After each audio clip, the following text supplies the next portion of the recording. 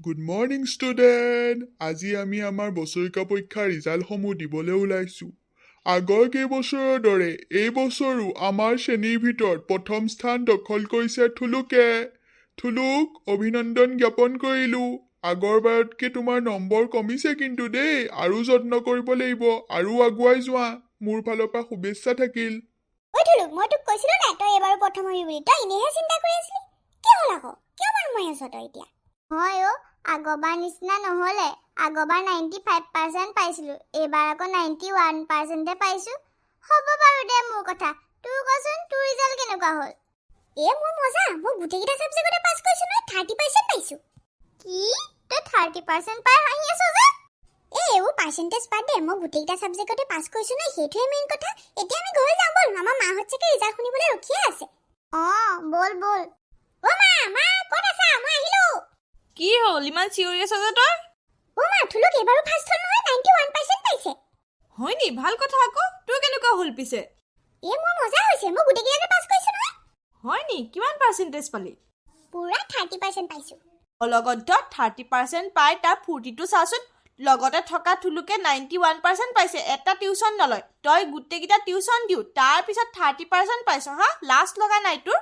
মা, তুমি যে মোক থুলুকৰ লগত তুলনা কৰিছা, তোমাৰ বয়সততো কল্পনা চাওলা মহাকাশলৈ গৈছিল, মেৰী কমেও অলিম্পিক জিকিছিল। মই জানো তেওঁলোকৰ লগত তোমাক কেতিয়াবা তুলনা কৰিছোঁ?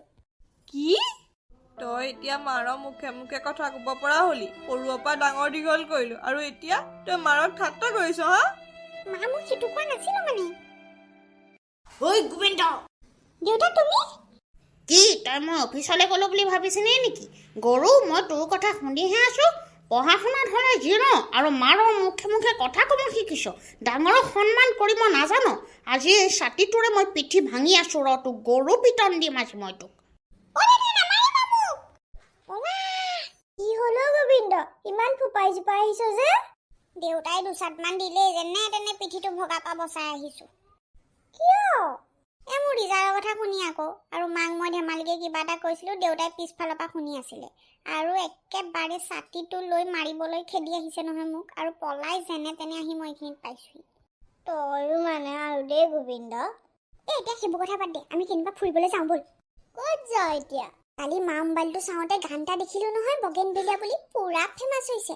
চবে ফটো মাৰিছে, চাবলৈ গৈছে, আমিও চাবলৈ যাওঁ ব'ল বগেনভেলিয়া। বগেনভেলিয়া? সেইটো কি ফুল আকৌ? কেলে আমি যে কওঁ কাগজ ফুল, সেইটোৱে বগেনভেলিয়া। হয় নি? মই আজিহে গম পাইছোঁ। আজিতো গম পালি, এতিয়া যাওঁ ব'ল বগেনভেলিয়া চাবলৈ। আজি নাযাওঁ গোবিন্দ, আজি বহুত দেৰি হ'ল নহয়, মাহঁতে চিন্তা কৰি থাকিব। কাইলৈকে ওলাবি। ঠিক আছে, কাইলৈ কিন্তু ওলাবি আকৌ দেই, নাযাওঁ বুলি নকবি। আমি কাইলৈ বগেনভেলিয়া চাবলৈ যাম। আপোনালোকে বাৰু বগেনভেলিয়াৰ লগত ফটো মাৰিলে নাই? কমেণ্ট কৰি জনাবচোন। এতিয়ালৈ আহিছোঁ দেই। আজিলৈ ময়ো আহিলোঁ দেই। Bye bye. এটা কথা ক'বলৈ পাহৰিছিলে নহয়। আমাৰ ভিডিঅ'বোৰ চাই যদি ভাল লাগিছে, লাইক আৰু কমেণ্ট এটা কৰি দিব। আৰু এনেকুৱা নতুন নতুন ভিডিঅ'বোৰ পাই থাকিবলৈ আমাৰ চেনেলটো ছাবস্ক্ৰাইব কৰিবলৈ নাপাহৰিব। এতিয়ালৈ আহিছোঁ দেই। Bye bye.